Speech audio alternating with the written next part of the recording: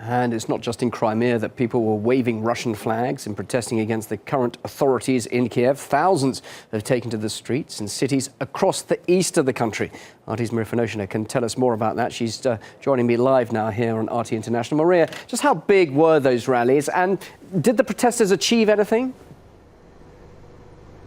Well, these rallies are very big, and indeed what happened in Kiev has shaken not only Crimea, this very special area, but the entire eastern and southern Ukraine, this vast area,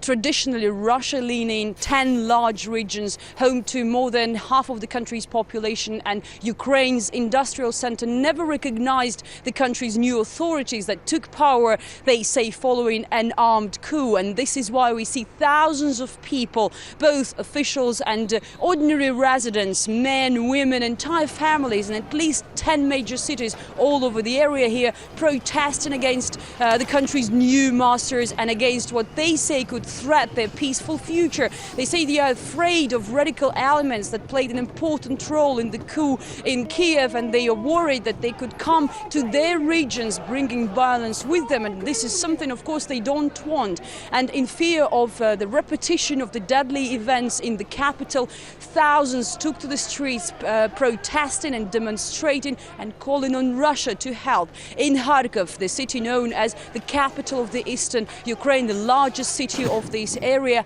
pro-Russian protesters managed to finally enter the government building that was captured by so-called pro-Maidan demonstrators for almost a week and raise a Russian flag, and that was accompanied by clashes and shootings, and we are hearing that at least 100 people were injured, and this number is rising. In another city of Donetsk, thousands again are on the streets